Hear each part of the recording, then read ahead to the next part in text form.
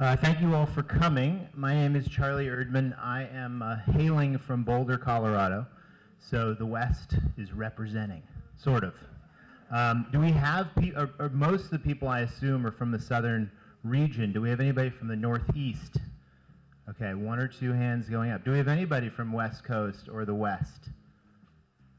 Oh, look at that. Okay, good. So I get to now speak for the entire West Coast. This is awesome. No one can correct me. I've been involved with design for the last 20 years, primarily in the digital space. So I started out in '94, coding for the first web browser that came out, Netscape, and then evolved to be something called user experience. So my next question for the audience is, how many people are designers in the audience? Or a fair amount. We have people on both sides of the aisle.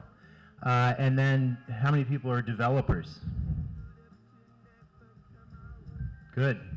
And then who is a startup kind of founder, has an idea, came to the conference to develop and think more about the trajectory they're on right now? Awesome. There we go. So that gives, I think, a good sense of there's a healthy amount of people in the audience that clearly know what user experience design is. User experience design, just to give you kind of a little bit of a quick history, started out, we had to make it up. We borrowed from industrial design, graphic design, library sciences, and it was about the organization of information in these huge new virtual worlds we talk. And now we talk about virtual reality in a very different way. But at the time, these digital landscapes where you had huge amounts of information that needed to be structured in a way that was intuitive to navigate, move through, and comprehend, or else it was worthless. It just became data. There's that whole model where you talk about data, information, knowledge, and wisdom. So on that spectrum, right, we were trying to make it so at least it was information, and at best we could actually make it so it created a knowledge where you started seeing patterns that could be replicated. That was called information architecture, and that still is a term that's used today. Now we're calling it user experience because as people move from digital screens back into their lives, the statistics on how many times people check their mobile phone in a day is staggering. And it's frightening, actually, in my opinion. As a designer of these experiences, where I have been instructed to do things like engagement, captive, right? These are words where we're basically trying to grab your attention, hold it for as long as possible, knowing we live in a society that's ADD, and we're responsible for that ADD as designers. So whether we like it or not, in design, we are taking on big cultural issues. And we have to remember that with your design of a product, a service, or communication, you're wading into territory that is fraught with politically charged, culturally charged issues. So here's some examples. Gender, race, economic status, geography. Those all come with assumptions and bias, right? Here I am from the West Coast coming to the South. I could have a huge bag full of biases and assumptions about what the South represents. Is it true? Maybe, maybe not. But they're stereotypes that have been propagated by the culture that lives around me. And so all of us on teams of people have to be willing to confront these issues of bias, because all of us everybody on your team is biased, whether you like to think that or not. You're biased as a founder or designer. And so design and the process of design is meant to challenge those assumptions, validate our assumptions, and so we can make a better product that is actually more useful and is free of those. So I'll give you an extreme example before we start going into the panelists, and I'll introduce them. Artificial intelligence is not on the horizon. It is right now happening in all of our pockets and in all of our lives. So imagine artificial intelligence that has the wrong bias. So a medical application that is biased one way or the other towards or away from somebody, and now is making decisions for you as a convenience, as a way of making it so that a process is faster, so it can give doctors or insurance companies the ability to quickly scan huge databases of information and find patterns of relevance. These are very, very important issues, and design plays a key central role to this world. So the talk today is going to be about bias and how ultimately you and I and these panelists can create designs that are absent of as much bias as we can pull out, of stereotypes, of assumptions, of judgments, all of that. So to introduce our panel, we have a variety of different UX designers and UX researchers. They have a number of different skill sets, as most UX folks do. And so we have Olivia Rado, who is from an agency in Atlanta right now. She's a UX designer. And I'll go into, actually, let me pull out my notes because I have a couple. I don't want to miss an important.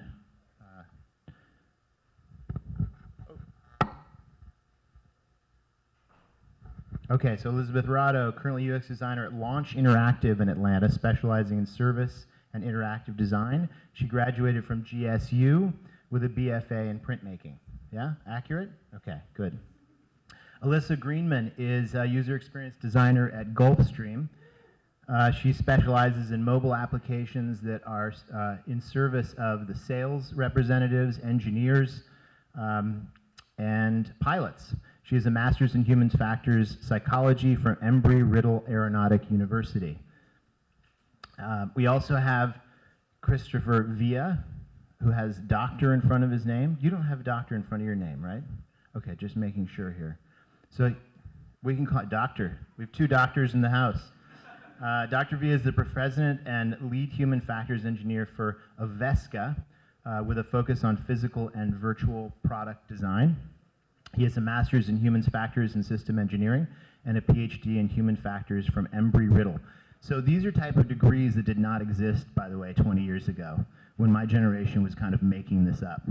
And so it's great now that it's becoming more and more formalized and structured so that all of the learnings that have happened over the last 20 years can boost us and take us into the next 20, 50 years.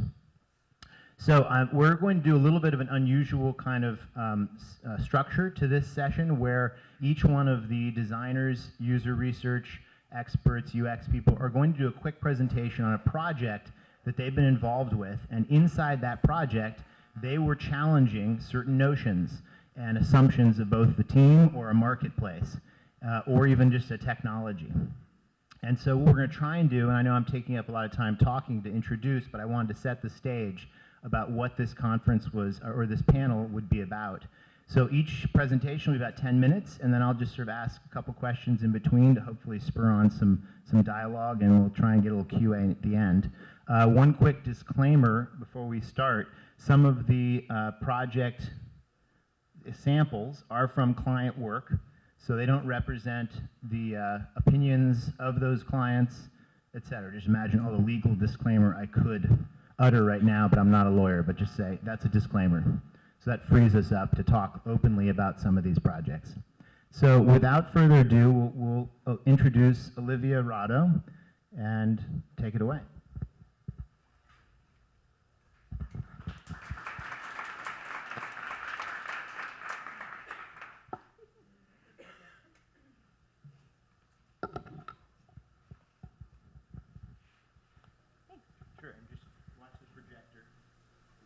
Oh, right.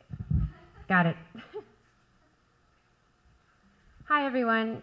Thank you for being here today and showing the support of user experience design, because it plays a huge role in the systems that are a part of our everyday life, from taking Lyft to actually having a job. You know, it's a huge part of our economy, so it's awesome to play a role in that.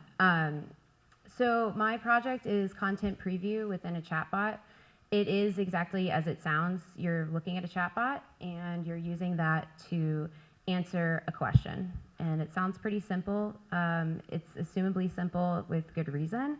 Upon further research, though, there are a lot of things to discuss. So first off, who's familiar with wireframes and the concept of an MVP?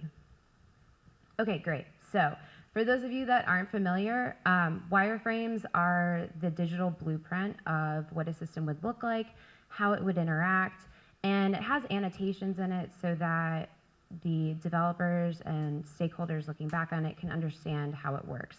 It's pretty black and white. It can have a lot of detail, but for the purpose of this presentation, I want it to be relatable, and so mine are pretty basic. And then an MVP is just meeting those basic deliverables in terms of what's most appropriate for the project or what you're essentially told to do. And those can be two different things. So without further ado, I'm going to introduce you to Matchbook and the design problem. This is the chatbot. On one side, you have the customer who asks the question. In this case, I like to call the user a customer because that is exactly what they are. They have bought a product or an enterprise system, and they have a question specifically relating to that. And so when they come to Matchbook, they are looking to get a very specific answer. And so all of these answers are, this is why he's called Matchbook, squeezed onto the back of a matchbook. It's tons of information compressed through tons of teams and tons of effort to make it look simple for the user or the customer, and to give them the answer that they're looking for in an efficient manner. So this is the digital ecosystem that Matchbook lives in. There are tons of environments supporting this tiny little Matchbook. And he does a great job delivering, but he's still learning how to support the customer. He still has that back-end integration that's happening. So anytime a customer asks a question, the chatbot actually thinks about it, sends that information up to IBM Watson in the cloud, and then that information is processed, sent back to the back-end, and then processed to show the user the answer. Oh, here we go. So within this situation here, the chatbot is answering with a content preview. These are content cards. This is the current state template used within various parts of that digital ecosystem. So when the stakeholders handed off this project to me, they said, hey, this template is already being used. We'll save time on the back end, and it's appropriate for the user because it's successful in other places. But is this appropriate for the site that it's on currently within Matchbook? Does it feel like a lot of information? Is an image actually relevant? And so as a UX designer, I did a bunch of digging around a lot of corners, turned over all the stones, and worked with a really great team to answer all the questions that I had in terms of what is the most appropriate MVP for this. Assumably, from a stakeholder's perspective, this was it. Take what already exists, be consistent for the user, and save time and effort. But is that really what's best in terms of answering these customer questions efficiently? So these are the three types of content that the inline links are representing within the chatbot. We have a forums, a troubleshooting, and an articles. And so these are abbreviated wireframes of the current state links, inline links that drive to that browser view. And so as you can assume, all of that content is very, very site specific. You know, there might be a right rail on all three of these pages, but it's specific to that page. It's specific to that article. Those CTAs on a troubleshooting article are not the same as an error. So here's a current state edge case at the time current state. Matchbook has presented 5 inline links. If you're a customer and you're looking for an answer, you have to scan through that. You have to assume what those titles actually mean. You open the browser and you're like, I don't know if that was it. I wish I could have learned more about it before going into it. And those little interactions, especially if you're looking for an answer, they add up. I mean, it's like redesigning your kitchen, right? Like there's tons of things that you look at, but you really just want the answer. And it should be simple, especially because you bought the product. So in doing a little bit more research, I created a requirements document just to keep track of what's in scope and what's out of scope. Always put notes next to it, be able to back up those design decisions. It sounds really simple, but after you do the audit of all the content on those 3 types of sites, and each one has a different format as well, like there's edge cases within those 3 landing pages, that's the audit on the bottom. That's a ton of information. So do you feel like that is actually fitting for the current state template? Anybody?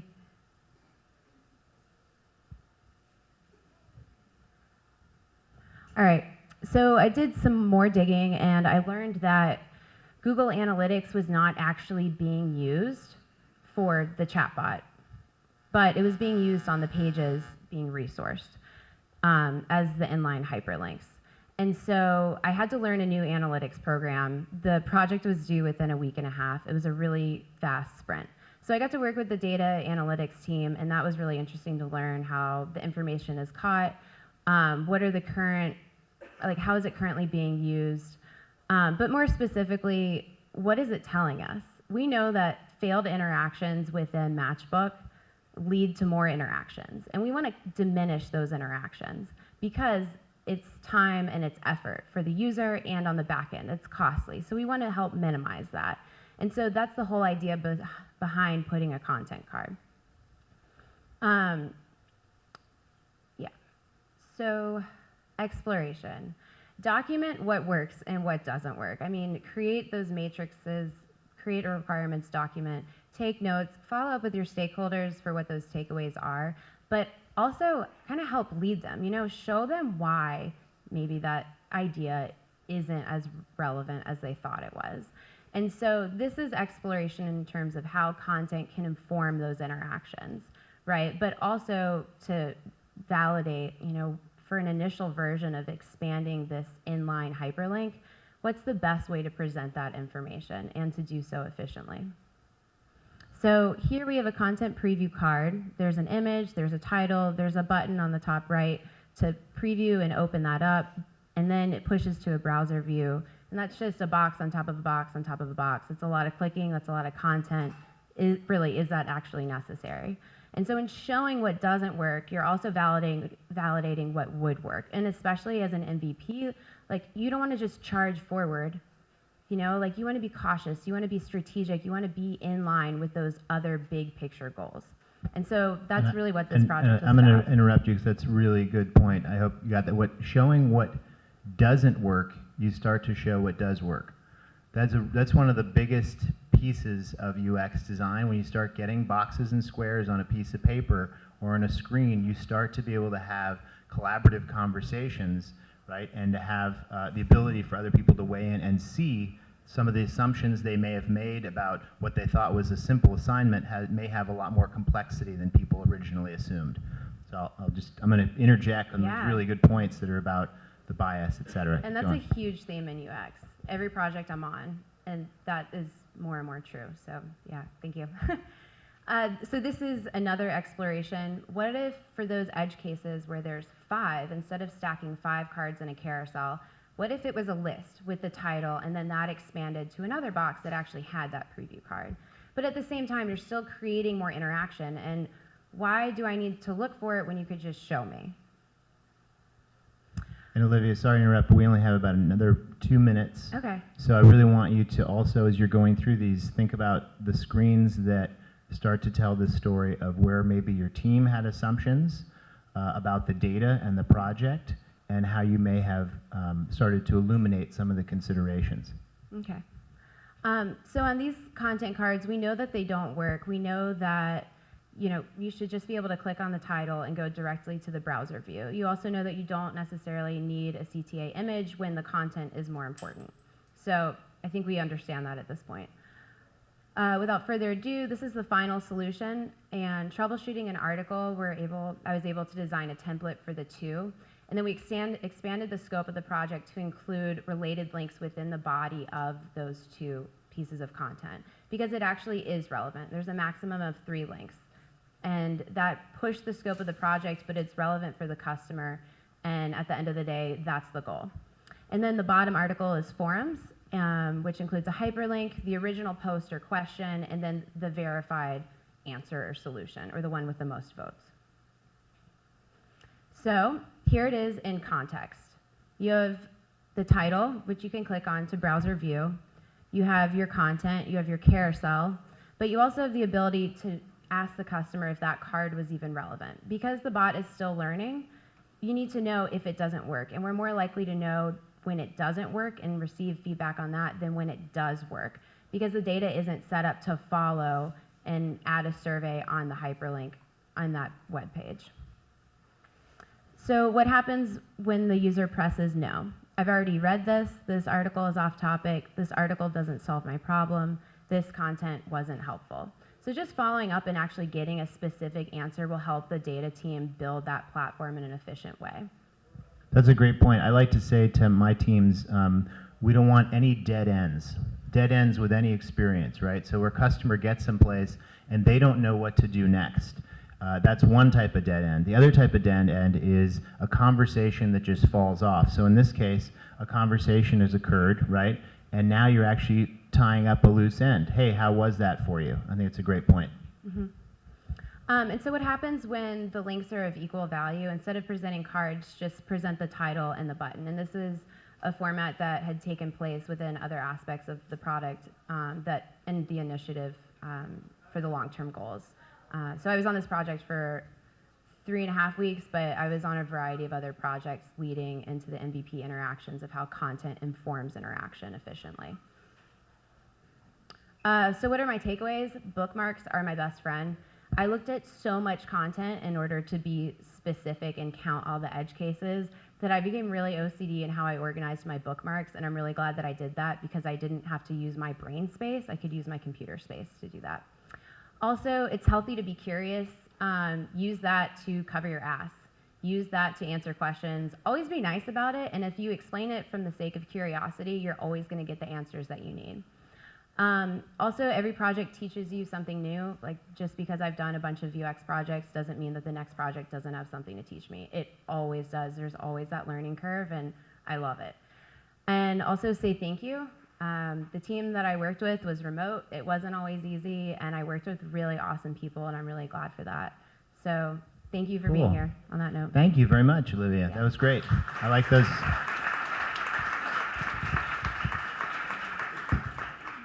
Nice 4 points at the end to tie it up. I like it.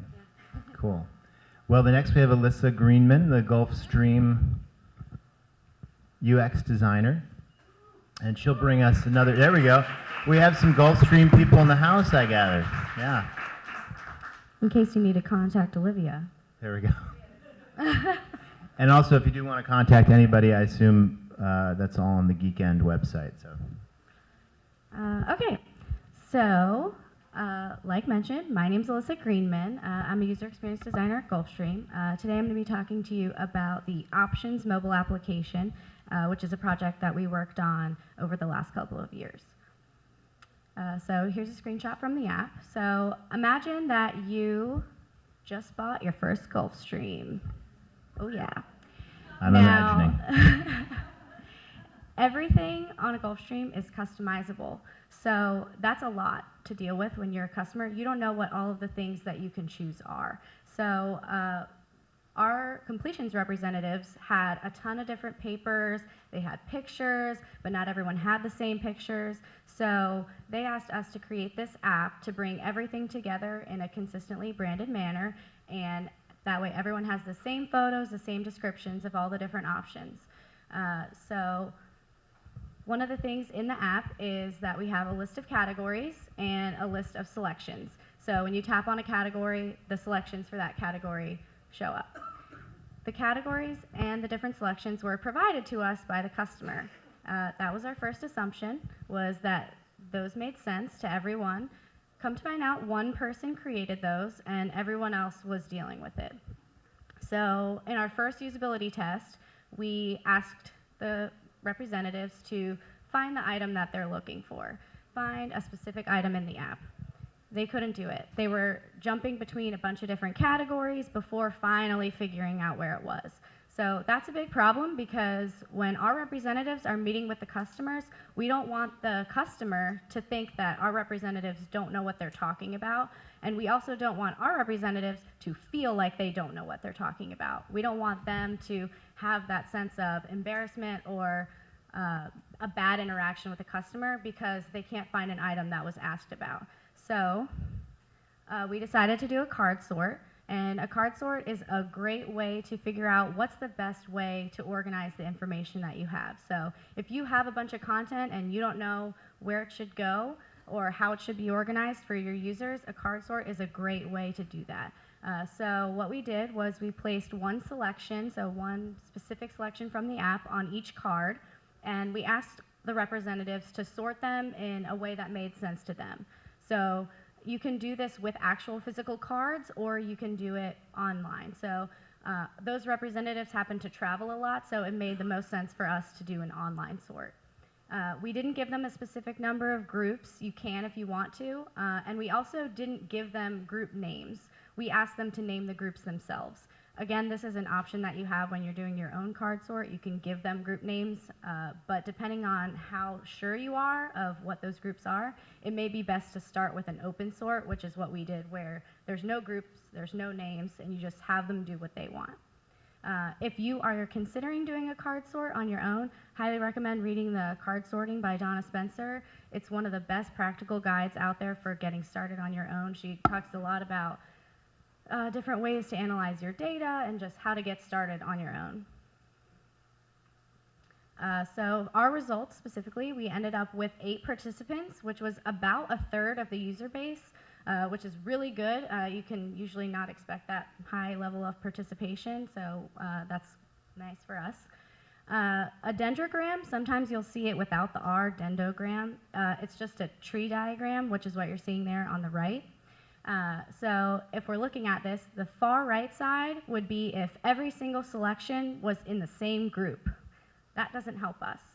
The far left side, you can imagine a list of all the different selections on the left. That would be if every single selection was in its own group. Again, that doesn't really help us. So where the tree diagram starts to get very valuable is in the middle there. So where you can see, depending on how far left you go, you'd be getting more and more groups. So the middle area is where you want to start looking for your actual groups that you're going to use for your system. We use the best merge method. There's other types of methods, but if you have less than 30 participants, which again we had 8, that's the best way. It'll kind of start to predict what more users would have done had they done your study. There's a lot of different software packages you can use for this. There's Optimal Sort by Optimal Workshop, or you can just use Excel or SPSS. I have to tell you that Gulfstream does not endorse any of these projects. We happen to use Optimal Sort for this particular project. One of the things that they also offer in that system is this participant-centric analysis. So it gives you the way that each participant sorted the cards, and then how many of the other participants agreed with that person. And then it also gives you alternatives for the group names that that person chose. So for example, if we have one person named the category communication, another person named it connectivity. So it gives us a few different options for when we're going to name the categories ourselves later. It tells us how close are the users in what they're calling this group. And that's a really good point. I will stop right Sure. there, because even on our call, we talked a little bit about this. Labeling, titles, we talk about bias right there. When you are taking the taxonomy and you have a category that is encompassing of so many elements, that title has to project out what people anticipate, what people would expect is behind it. So that's a really hard exercise. Even separate from this card sorting is what you call these categories that will be in your navigation. Someone needs to be able to look at that navigation and quickly understand that I'm seeing my need in that title. So that's a really important point I just wanted to call out quickly. Sure. So what you're seeing here is before and after of the different categories. One of the things that we found out during this study was that the categories were actually not in a great order for the users. So when our representative sits down with that customer, they go through a very specific order of operations in that meeting, and the original list did not follow that. So we wanted to make sure that it's easy for them to just go one by one throughout the meeting, so we reorganized those in that way as well. You can see there's more categories than there were before. That's because one of the categories before was miscellaneous, and it was actually the biggest category there was. There was the most selections under miscellaneous. No one had any clue what they would find under there. So even though we have more categories, now that we're using the words that the users themselves would use for those categories, it's much more clear what they're going to find underneath each category rather than having that huge miscellaneous category. So Through a second round of usability testing, we actually found that the users are now able to find the things that they're looking for, which is super encouraging because if a customer were then to ask them, oh, I heard someone got this thing on their aircraft, they're able to quickly go through the app and find that for the customer. So my key takeaways, test your designs, sometimes more than once. If we hadn't done usability testing, we never would have figured out that this was a problem. So kind of going with that bias and assumption thing, we assumed that the content we were given was good and ready for the users to use. And then consider a card sort when appropriate. Your users also have those biases. So what you want to do is try and design for what the most people think. And you want to try and figure out how they think because it's not the same as how you think. You are not your user. Last thing is listen to your users and the words that they use. So a lot of the time, the words that we use in UX or design or development, the users don't know those words. So you want to use the words they're using, so that way when they come to your system, they feel comfortable and know exactly what you're talking about. Here's how to contact me. Also, we are currently hiring for UX at Gulfstream, so if you're interested in that, please contact me afterwards. There we go. And that is an official. Thank you, Alyssa. Thank you. That was great. And you know, one sort of follow-up note, as I know as Chris gets ready here, is often with this kind of user research that takes place at the beginning of a project, a lot of you who are or in a startup environment think we don't have time for that, we've got to move quickly. Believe me, the more upfront you can do, and you can do it in quick sprints, the better off your product will be on so many levels. It's not just large companies like Gulfstream that have the manpower, that have the money to take the time to do this, and maybe even get in, you know, survey audiences and all of that. It has to be the four-man startup. You need to be able to go out, show what your idea is to people, get feedback, understand if they understand what you're trying to do. So that's my takeaway from that one. So Chris, take it away. Hi. Any game developers in here? Come on, seriously. All right, so I saw some people that were UX, so I'm gonna take you out in the world a little bit, and then we're gonna bring this in to home. Starting out, the Proteus effect and user experience. The Proteus effect is you taking on or personifying or embodying the character that you game as. That's pretty critical because they said that the Proteus effect only exists in the world of virtual reality because of the term embodiment. Okay? Keep that in mind. The video game industry retailed over $135 million 135 million games in 2014. That's $22 billion worth of profits. That's a lot of cheddar, right? That's a lot of money. But a lot of information that's scattered in that's kind of like lost in the ether. That information is proprietary. For example, I've got up here over 150 million Americans play video games, 56% are male. And if you read in the fine print, that comes from the ESA in 2015. What year are we in? You understand? This isn't, I'm not pulling up some archaic data and giving you stuff this is what I have to work with, because a lot of what we have to work with is proprietary. So Sony, Microsoft, they keep that stuff in-house and they don't like to share that information. So we have to go to places like Pew Research Center. And Pew says, oh, well, of adult blacks and whites, 51% of their respective populations are calling themselves gamers. Okay, well, what does that mean? What is a gamer? All right, well, scientific papers on ethnicity and racism have virtually no information. If you read across the board, through the spectrum, all of the scientific papers say, yeah, we need more data on research and race, and it'd be great if somebody did that, because we can't find it. And if you read through a lot of their intros, there's no information on that because it's a touchy subject. No one wants to go there. In a survey that was conducted of over 1,100 gamers, 66% said video games need more ethnic and gender inclusivity. Okay. Well, 79% of video game developers are Caucasian, and we can find that statistic. But yet, race and ethnicity is empirically under-examined in games, aside from the whole violent content thing. I'll get to that in a moment. First, what you see here is an avatar, right? This picture, this aesthetic Enzo, this good-looking, whatever this humanoid kind of thing is. That's an avatar. And in front of him in the foreground is Mario, of course, not endorsed by Nintendo. Mario is a character, right? So to kind of lump the two together, I want to talk about DAs as a digital actor or a digital agent. And DAs are representative of either characters or avatars.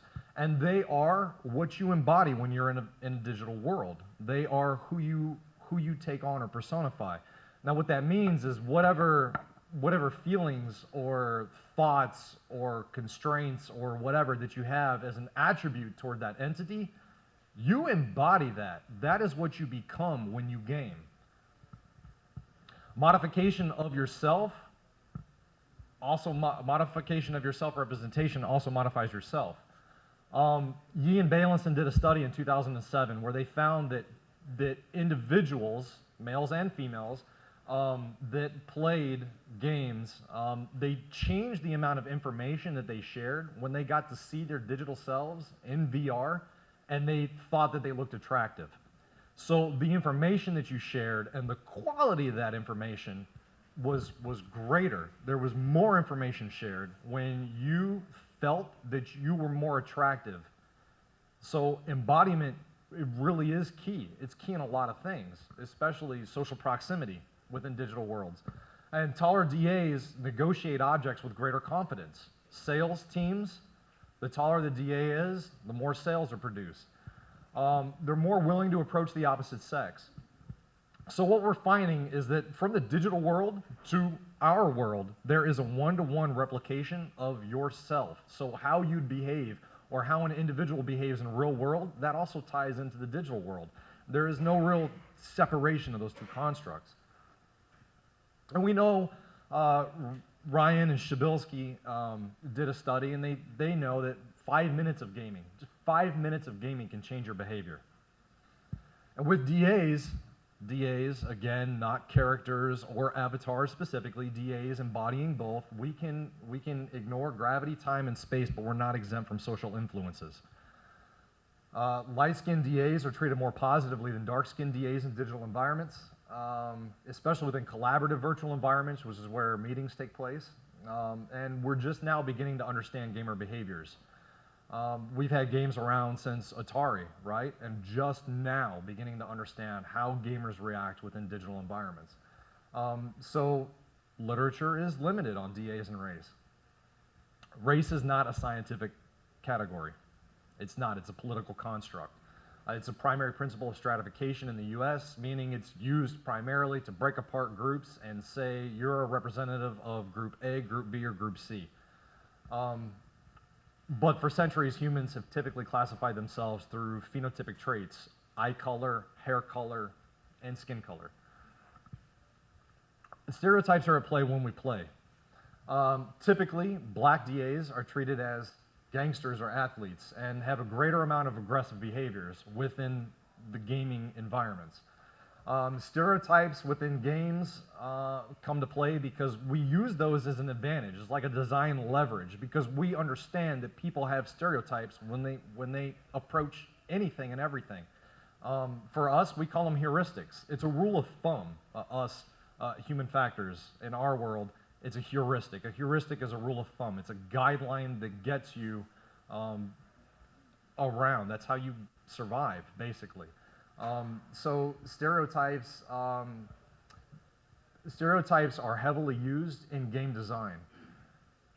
And of course, stereotype activation doesn't necessarily correlate to stereotype endorsement, but games try to thrive on that. So my study that I conducted was using GTA 5.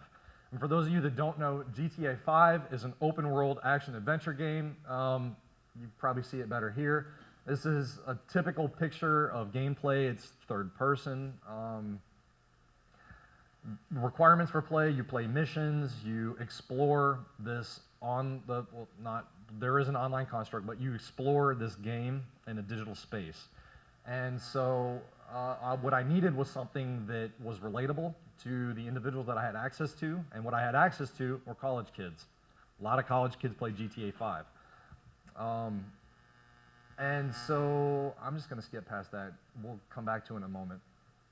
Yeah, and to that point, Chris, just knowing the time. Yeah, time. Yeah. So what I was looking at is a gamer race. One of my hypotheses was that gamer race, meaning gamer race, wouldn't have a significant impact on gameplay. So for race, I have DAs, and my DAs within the game are black or white. My gamers are Middle Eastern, African American, Caucasian. Okay? That was broken down and identified, and I have all of that information on other slides, but I'm trying to cut for time. So, and what I was looking at, my dependent variables are the crimes that are committed within gameplay. And how I got there, it took months, plus an interrogation room with Volusia County Sheriff's Department, is ridiculous, but you're gonna see this. So what I was looking at was race wouldn't have a significant impact because there's no literature that supports that. DA race is expected to make a difference in crimes committed due to stereotypes. And then DA race, right? And then I said skin congruent configurations would have fewer behavioral counts due to the Proteus effect. So these are the crimes that were committed within the gameplay across all races. For the crimes, vandalism, I broke it down into two groups. I have crimes against property, crimes against people. Vandalism ranks in as 78%, murder manslaughter is 79%. Quick disclaimer, when it comes to committing crimes, there's a certain thing called elements of intent. I can't prove that when somebody plays a game. I don't know if they really just can't drive or if they just consciously decided to roll down the sidewalk and bowl over 30 pedestrians. So all I can do is just count the bodies, right? And by I don't count. I have other people within the lab that sit down and watch the video and count, and we do intra-rater agreements. So that's how we validate whether we have a successful metric or not. So assault and battery, 7%, robbery, 14%, but majority is murder manslaughter within this game.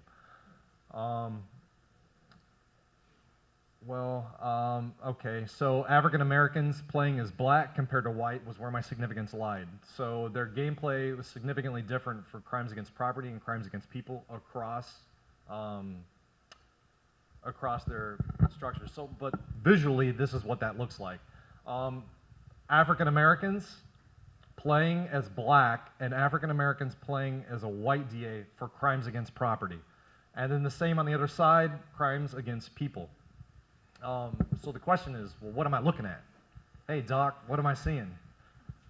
That's great, because it looks like Caucasian Americans are kind of all over the place, right? As far as playing as black or playing as white, there's no significant difference. They just game. But the African Americans there's a significant difference between the two. Why? Well, embodiment. Right? When you play the game, you're playing the game. You're identifying as the character that you're playing that game as. Do you endorse those crimes? No. And so what I believe I see is a cultural difference, right? There's a difference in culture between African Americans and Caucasian Americans in the way in which they play games or their approach. And what you see here is a difference in the crimes that they're committing. Looking across the board, crimes against property and crimes against people, there's no real significance when you look at the different groups. This is Middle Easterns playing as blacks, African Americans playing as blacks, Caucasians playing as blacks. They kind of look pretty vanilla. When you go to analyze the data, there's no significant difference there. The difference lies in the groups and what they're playing as.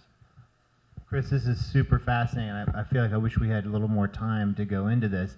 Is there a way you want to summarize this? Because this is an intense topic, number one, and obviously when you have these role-playing environments where people are free to do whatever they want. It's very revealing. I think it was a fascinating study. This was your thesis, right?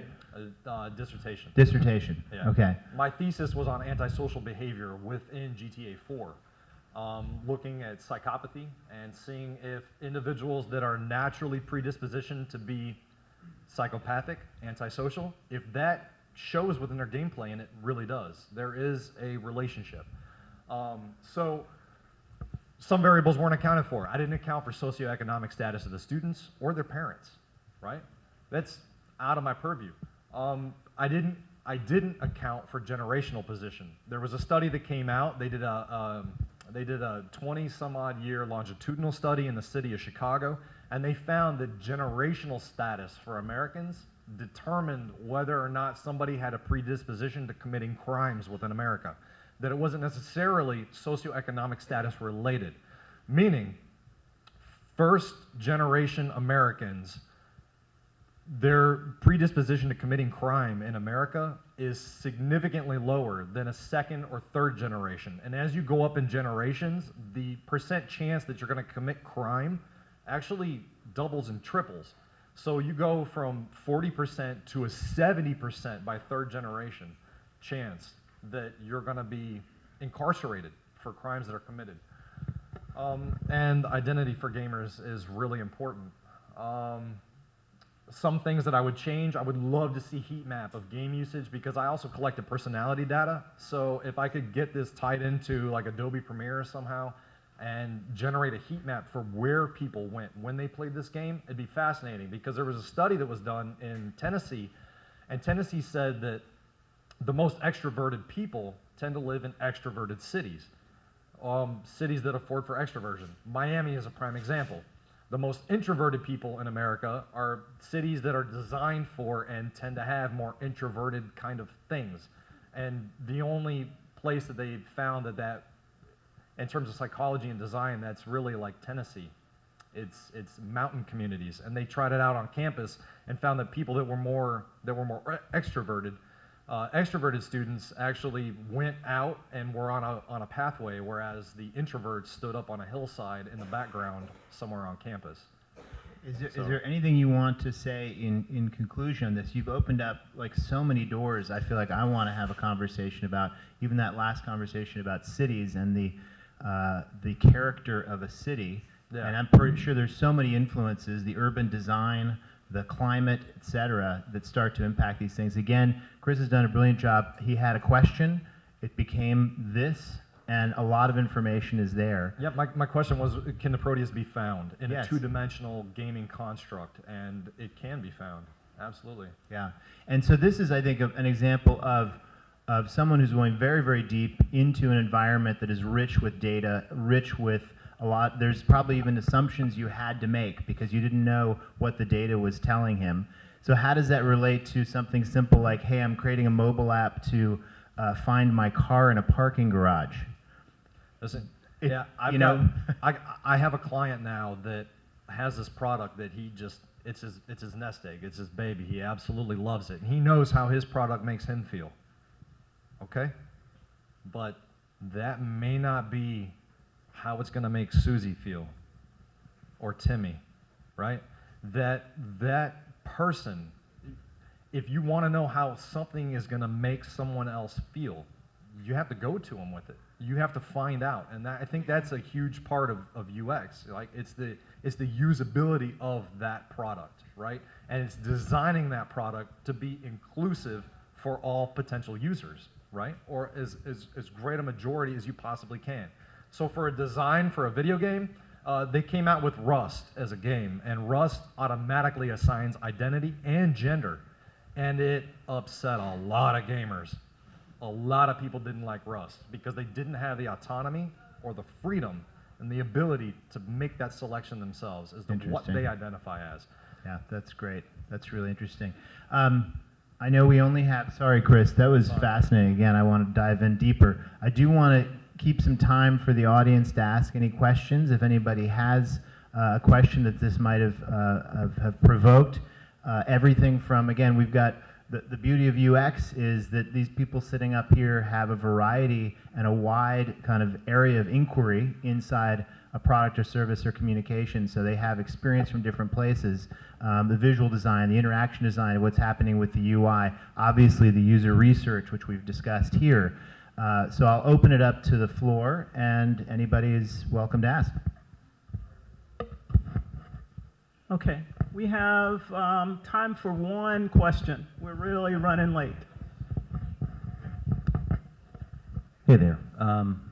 My question comes down to user research, where you're in an environment where you may not have access at all to the actual end user. You know, if you're a stakeholder who you're working with a liaison at a department, and you're dealing with your own assumptions, but you're then dealing with another layer of assumptions from someone at this liaison that you're working with, and you're not going to get actual feedback, not really directed feedback from the user themselves. Do you fall back on kind of best practices? Are there kind of, is there kind of UX research out there that gives you general information? I mean, what would be your process in that situation?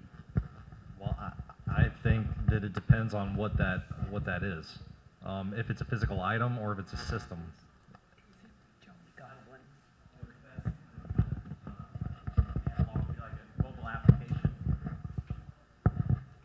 Website or mobile application?